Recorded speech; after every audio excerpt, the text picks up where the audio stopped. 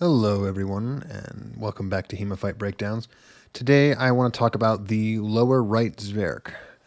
So classically, Zwerchs are typically used to deliver a strike toward the upper openings while simultaneously defending those same upper openings. You want to imagine throwing a Zwerch directly into an Oberhau, either parrying it or landing on the head. That's the basics of it.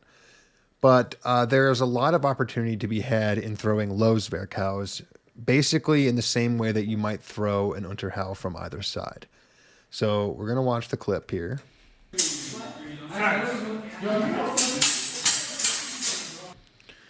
And what there is to pay attention to here is that at the point of this bind, the thrust has missed.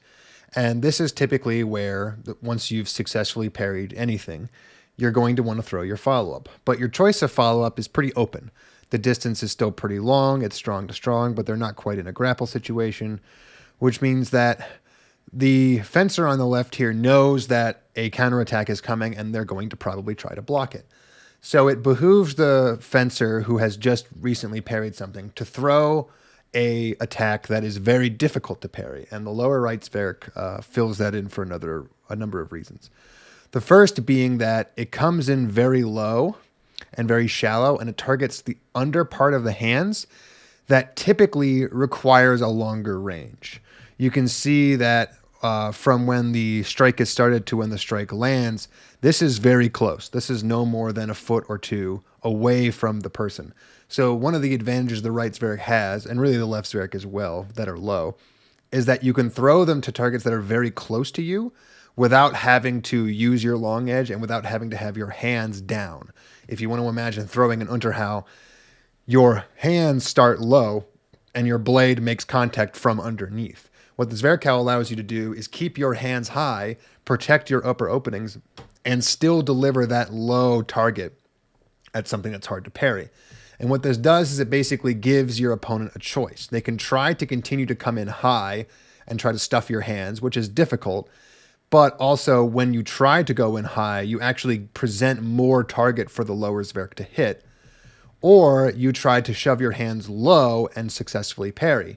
But the problem is when you shove your hands low to parry a low Zwerch, there's really nothing you can easily do as a follow-up from that, even if you successfully parry it. Your arms are going to be all the way down, more or less at your hips. You have to have committed quite a bit to parrying, and throwing a follow-up of your own is going to be difficult because chances are you're going to be able to get so close that, no cut is really possible.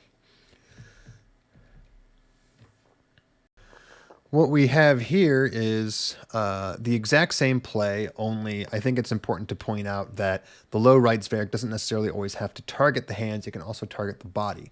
And this brings up an interesting discussion in and of itself, because the lower openings are always a bit risky if they're not set up properly because of the ability for someone to simply go high and attack your more vulnerable targets. So we'll watch the play here.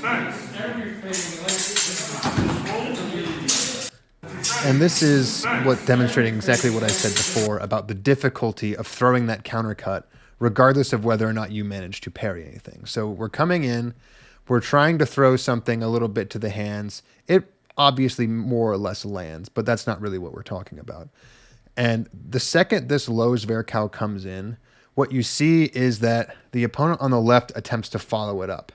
And what they find is that they're far too close to really get anything done.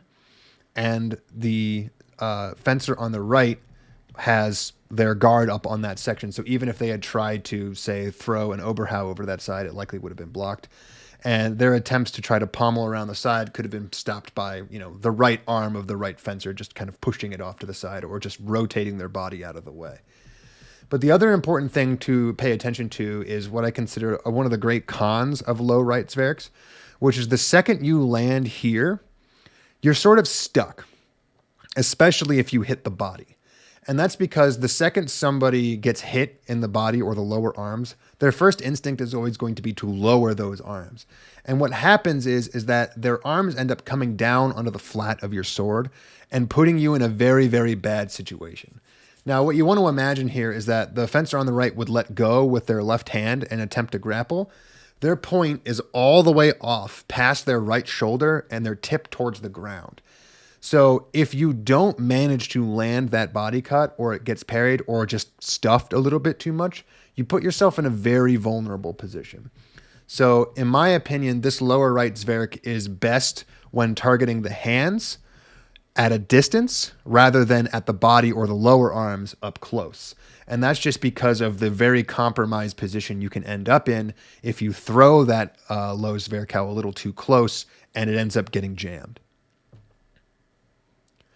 All right, that's going to be it for today. If you'd like to see your footage featured on the channel, you can send me an email at HEMAFightBreakdowns@gmail.com, and I hope to see you next time.